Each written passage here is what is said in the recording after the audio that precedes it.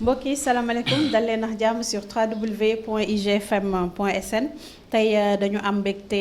contenté di dalal ki nga xamante ni mooy Abdou Rass donc Abdou Rass nekk na koo xamante ni kenn dootu ko présenté fii ci Sénégal même bu fekkee ne gëj ngeen ko gis son boobu di trahir génnoon ci ay 2003 2004 si je ne me trompe donc mu nekk son boo xamante ni melomaan yi doon nañ ko consommé bu baax donc tey nag dañu leen koy indil mu wax leen ci lan la nekk lan moo tax ngeen gëj ko gis et tout donc Abdou dañuy kontaan ci dalal bi ñu la dalal di la wax nga nuyoog internet yi lay seetaan.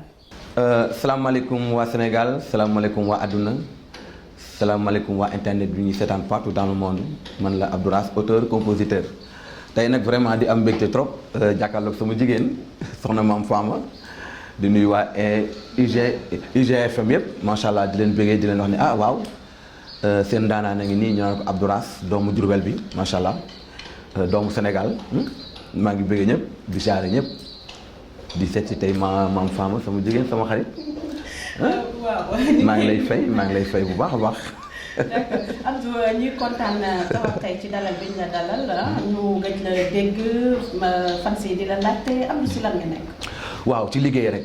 ci liggéey vraiment xam nga aar moom toll na foo xamante ni liggéey rek la laaj. parce que damay wax ne talent moom ginnaaw bi la ko suñu borom defalee li ci des mooy jàng ak góorgóorlu fexe liggéey lu la jariñ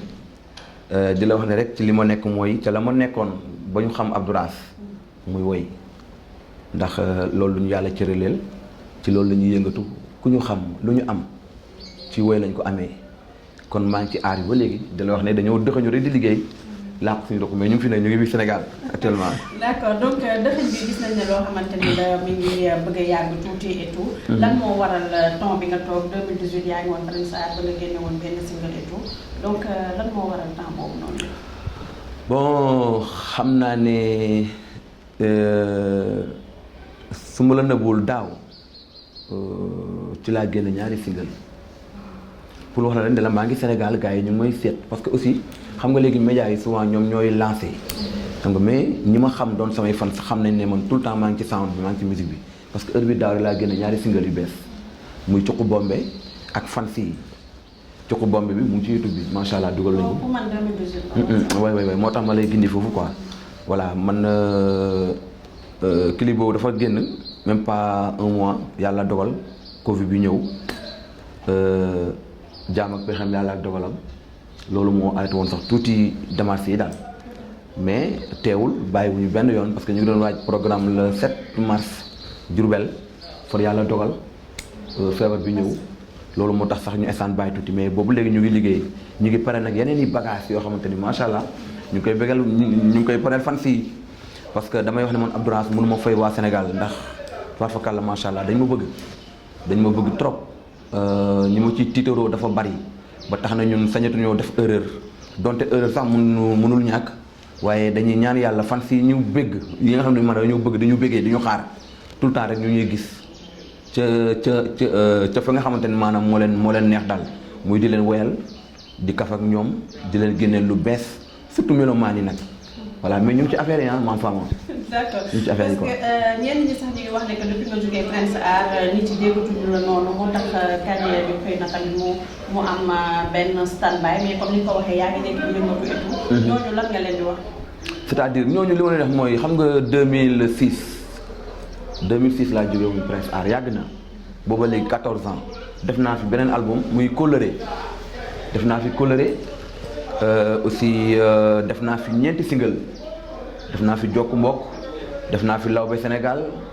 ñaari morceaux yu mujj a génne nii mooy Cuqu Bombe ak Fancy waaw tey maa ngi doon joué vraiment samay bëgguma publicité mais maa ngi doon joué samay soirée samay Fancy di ma fa fekk kon man ba léegi maa ngi dund ci aar bi dafa di nag tout le temps li am solo mooy nga gëm sa liggéey bëgg ko voilà mais nag damay sant yàlla di sant aussi waa Prince Art bi nga tudd parce que yaa ko tudd parce que nag li ma wax démb rek nee naa leen ku santul nit doo sant yàlla li tax tey àdduna bi yëpp xam ma ci le Prince Art la ko yàlla jaarale voilà suñu borom nag mooy dogalee loolu waaye alhamdulilah rabbi alamin jàmm rek a neex ñu ngi seq jàmm voilà bu ñu ma soxlaa damay teew su ma leen soxlaa it damay ñëw def sama participation voilà. est-ce que mën nañ xaar nga delluwaat fa. waaw yàlla xam nga yàlla moom bu dogalee jàmm mënu ci dara parce que Prince Art ay liggéeykat lañ man mii di wax yow liggéeykat laa parce que tey fu ma àgg rek liggéey moom fa yóbbu su dëgg te tey level bu toll noonu duñ jël yaafus kuñ dem ba jël la rek parce que am na lu nekk ci yow kon bu suñu borom dogalee ñu àndaat mais liggéey la te ñoom soxla nañu élément man mii soxla naa producteur kon kiy ut fu mu fanaan ak ku bëgg ko wétali ubal bunt bi du leen boole. loolu moom leer na àdduna am solo. d'accord donc nga nekk koo xamante ne macha allah voix bi mi ngi fi mën nga way. te loo way rek day nekk loo xamante ne day nekk thème d'actualité parce que trahir yàgg na ñu ngi koy waxtaanee ba léegi nit yi ñu ngi koy way mu nekk loo xamante ne mi ngi am ba léegi pour yow lan moo tax visibilité bi des. waaw xam nga nag Mame Fama jàmbaar amul. ku yàlla dimbalee am. démb dañ ma invité benn rajo bëgguma wax sax TV mais dama leen wax ne leen jàmbaar amul ku yàlla dimbalee am te Sénégal fii ñu toll nii ñëpp nga may déglu mais mën a woy amatul sens fii Sénégal léegi talent sax booy xool talent amatul talent yi moo fi bari te yàlla rek moo tax may wax mais nag comme talent moo fi am mais ñun ñu jéem a talent comme ñëpp rek fexe ut suñu relation ut ñu baax ñi ñu jàppale ñu ndax mën a woy rek doyul voilà dangaa wax léegi nag lu am sens ne ma lu ma mës a woy loolu nit ñi dañ ci bàyyi xel dëgg la parce que man yàlla dafa def ci man aar ma nekk xale bu ndaw di ko foyee bokk ci askanu maalaw yàlla cëralee ma woy mu doon loo xamante ni di ba may xale laa ko doon foyee musuma xalaat sax ne tey tur bi ma am dinaa ko am kon amour la ci man d'abord waaye aussi lu yàlla def ci man la voilà ma gëm ko nag am ci fulla am ci ngor gore si loolu nag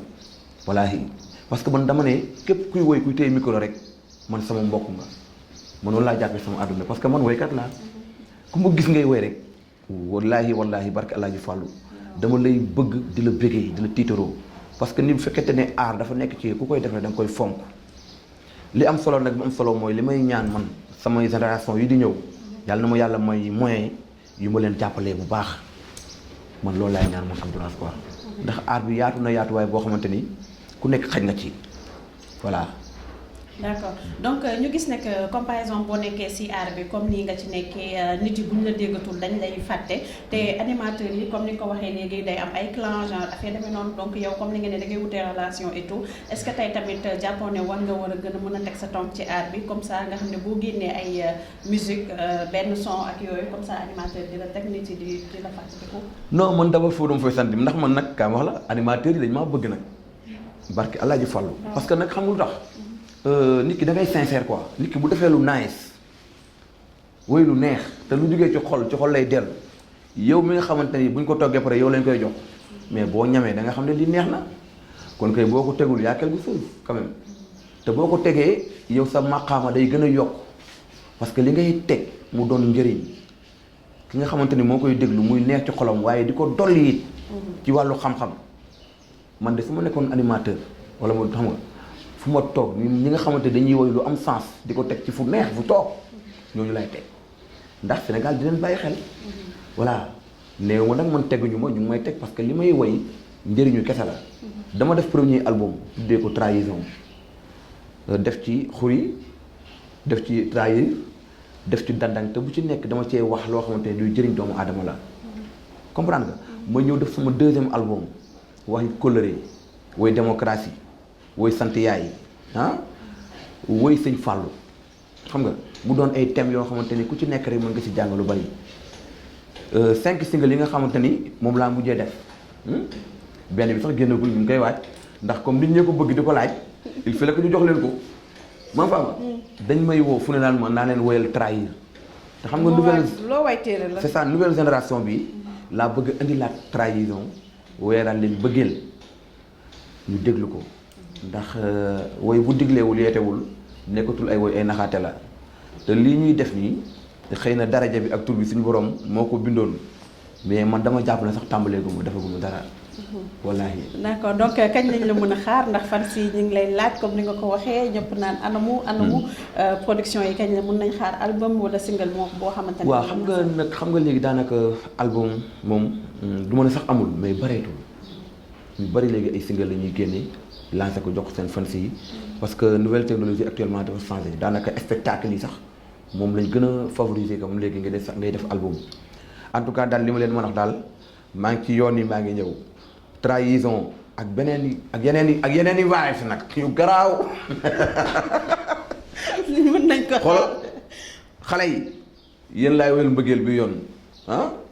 waaw mais comme ñu ngi dem ci Saint-Valentin bi est-ce que doo leen yëkkati benn affaire.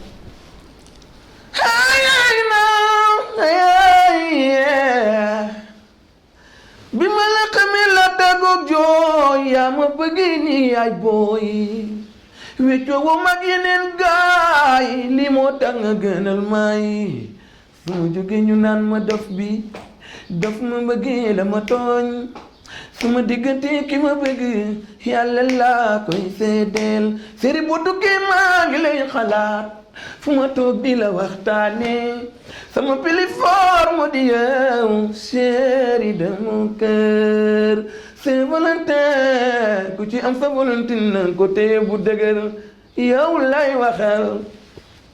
te xam nga ma yow lanu bit daal sagal nga ma à suivre. D'accord donc gis ngeen ko nii voix bi mi ngi fi li fi nekkoon mi ngi fi dara jógu fi. ndeysaan donc di ko xaar ci ay production yu neex donc dañu nekk si jamono boo xamante ni artistes yi du ma ne artiste sax damay ne nit de manière générale yàqante bi bëri na kenn bëggul sa morom dem di galgalante ak yooyu yow en tant que porteur de voix nekk na loo xam ne mës nga ko dund sinon yan message nga am. waaw xam nga nag àdduna nga wax sax àdduna moo demee noonu. de manière générale xam nga boo dëgmalee yoonu mbaax. ala kulli alim nga am lu la fa xasal loo xamante ne yonent yi amuñu ko wàllu wi amuñu ko kon ñun jeune talent nitu xam nga rek ñun ñu oyof yi il faut que am loolu voilà xeex mënul ñàkk yàqante mënul ñàkk mais li may conseil sama bopp di ko conseil képp koo xamante ne daanaan nga foo mënti nekk ci àdduna na nga setal sa xol bi te yéene ñëpp jàmm te xam ne wërsëg dañ ko judduwaale mais barke da nga koy sàkku voilà te fii jamono toll tey yaakaar naa ne nit ku nekk war nga tal sa bopp xool say ayib bañ a xool ayib keneen voilà li la yàlla jox muy talent nga fexe cee jariñu waaye nga bañ cee lore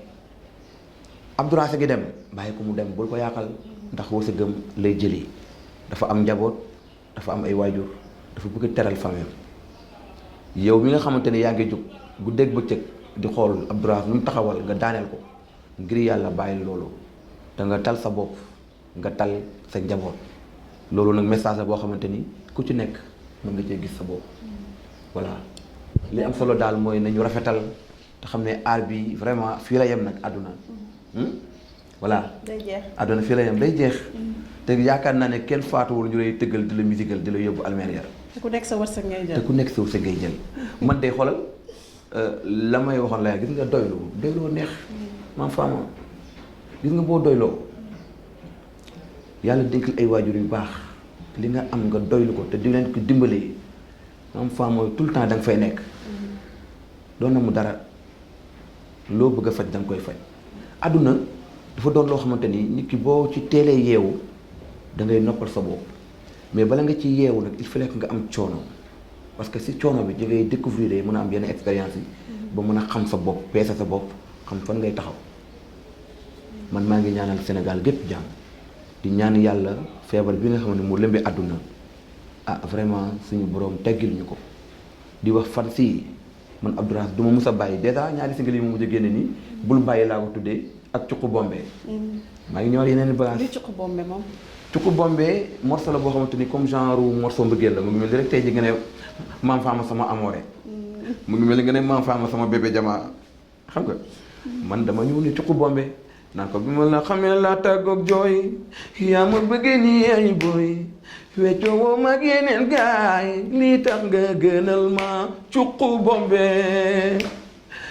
yaa may misère loo di ma maaj loo chéri boy médicament bi may faj ci yow la ne may naa ko xale 14 Cuqu la de maa la ko wax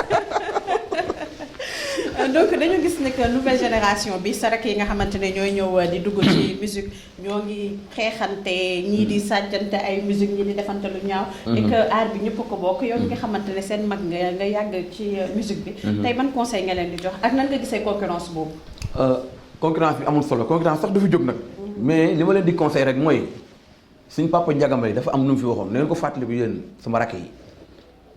moytu leen yaa man ñi fi ne nit ku nekk am na ku la saf boo toogee ba gis ku la saf war nga koo bégal ba mu bég te li ma waxoon sànq laa nit ku nekk ak wërsëgam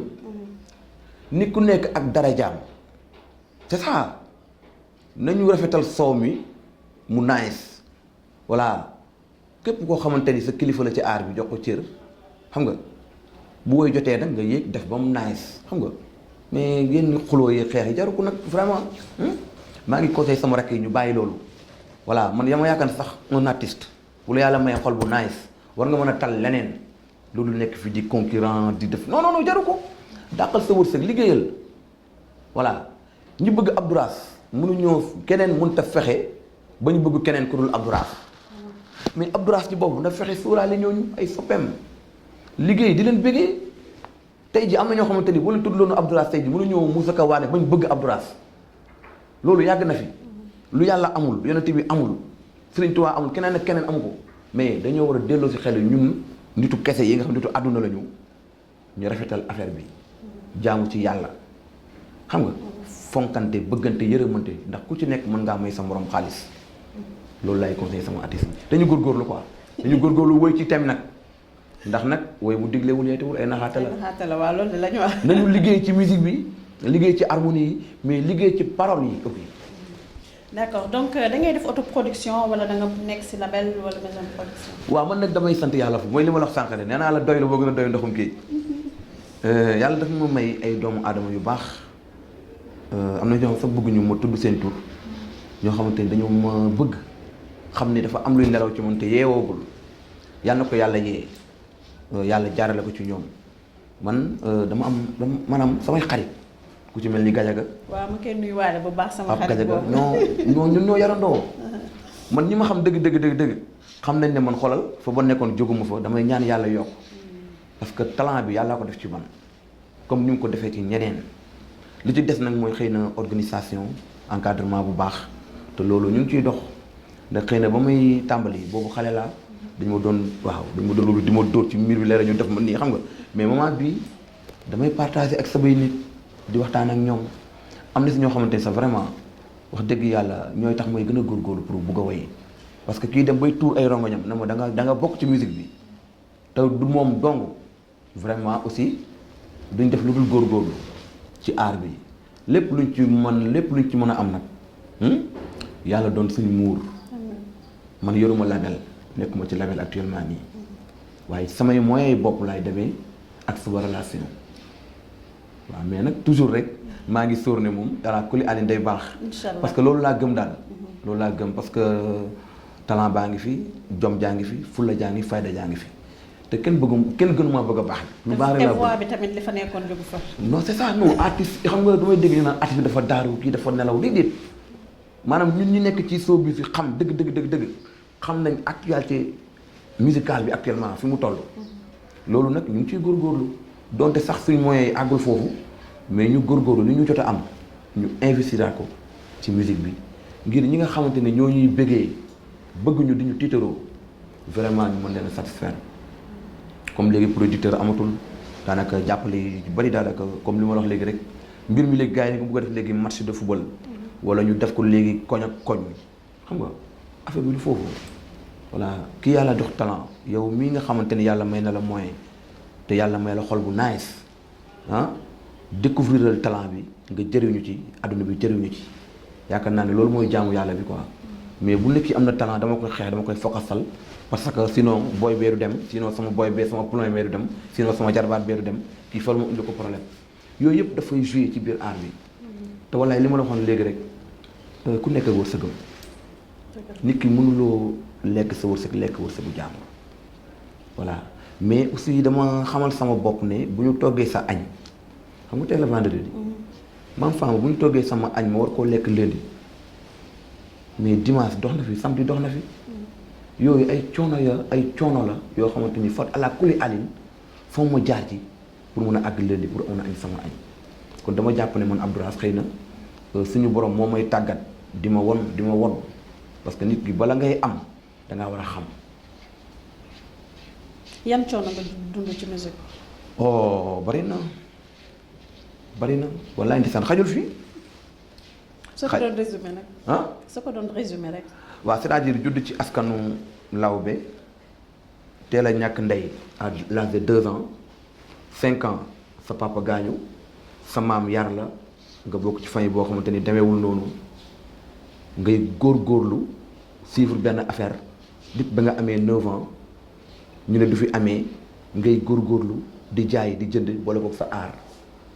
ba dugg ci groupe yu mag xam nga dugg ci ay groupe yu mag groupe yoo xam ne ay ndaanaan lañ àdduna bi yëpp xam nañ leen jaratul ma ciy jaar àdduna bi xam na ko yàlla génne ma ci yooyu xam nga may ma li ma may muy tur bi ak teraanga ji ku ma gis bëgg ma xam nga kon loolu coono la boo xamante ni metti na waaye sant naa ci suñu borom ndax xam nga lu tax bu fekkoon te damay sonn te du ma am résultat sax nga war a wax mais ba ma tàmbalee ba léegi maa ngi sant suñu borom aw ma lu ne gàññ mais rusuma dem fenn aw ma fenn frontière te yàlla may na ma njaboot may na ma soxna maa ngi suturlu kon sant lan moo la gën a neex durant toute ta carrière. li ma gën a neex mooy jour bu ma toogee ñu ne ma sama album dina génn pourtant loolu démb rek maa ngi koy wax ndeysaan démb am na benn rajo bu ma invité ne ma mais Abdou trahir bi costume bi ci sol et puis naka nga def ba génn ci télé bi quoi mais loolu lañ bëgg nga wax ma ne leen ay la yëwén ku santul nit doo sant yàlla loolu du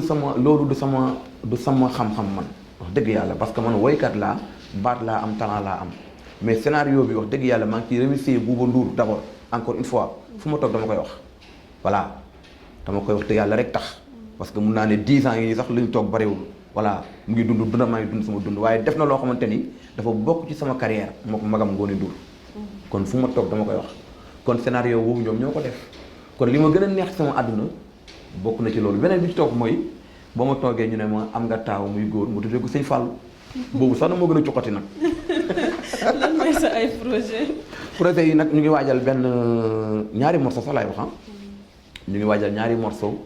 bëgg a jox parce que xëy na sax moment bii lañ ko waroon a génne mais àdduna léegi lépp dafa laaj dal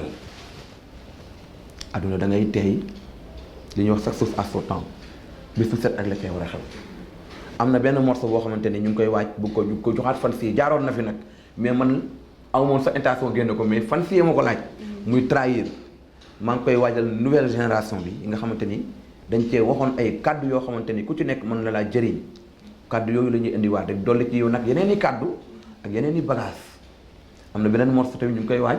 incha allah daal xam naa daal lu yàgg dara ñu jam leen benn morceau bu bees tàq bu ànd ak vidéo bi moo xaw a tardé mais incha allah yàlla baax na daal.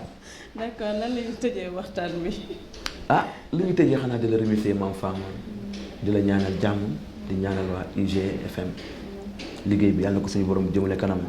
ndax yéen it di ngeen a bokk suñu carrière li ma wax léegi rek bu musicien bi duggee studio liggéey ba pare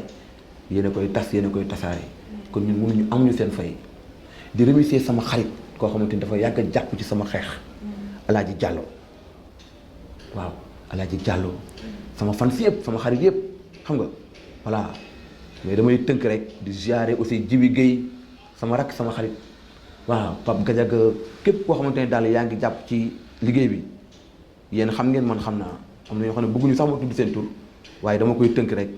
di ziare di nuyu waa ASMIT nag benn association la boo xamante ni ndaanaa ni Sénégal yëpp ci lañ bokk fas yéene xàccandoo dóorandoo ci wàllu musique bi nga xamante ni moom la ñuy def parce que damay wax ne ñun ndaanaa ni léegi ñoo mën a jàppalante suñ biir képp ku génnati album wala ngay def spectacle artistes yëpp mobilisé wu booy jaay album ñu jaayale la boo amee programme ñu ñëw jàppale la parce que man dama ne il faut ñuy partager musiciens yi ñun ñi xam ne ñu ay ndaanaan lañu rawatina ñun génération bi ñu nekk benn xam nga voilà li ñu mën a wax daal bari na en tout cas maa ngi nuyu Sénégal gépp di ñaanal aussi waa ASMIT Cheikh Diakhaté ko jiite ak Ndiaga Mbaye bëgg naa leen sama gars yi yàlla ca kaw ca kanam. d'accord di gërëm tamit Gadiaga bu baax moom mi nga xamante ni sama waay la te dama ko sonal trop donc voilà mu jàpp ci affaire yi ba ñu mën a toog def émission bu nice bi. du may ñu benn acapella. bu neex rek. mu sa yoo laay woy quoi. woy ma. mam faama yi li ma lay woy yaay borom mais kenn ku la bëgg jar na daw ba dee dundulooy dundaloo mam faama jigéenu Gajaga dundal ba say may di baawaan waa Sénégal waa àdduna seen doom a ngi yàlla ñëpp am jàmm. amiin. bàyyi leen ko xel nag Abdouras. merci beaucoup. mbokk internet IGFM ñoo ngi leen di jaajëfal ñoo ngi nekkoon nag ki nga xamante ni mooy Abdouras donc di ko jaajëfal bu baax di leen jox dig daje ba beneen ak keneen jërëjëf.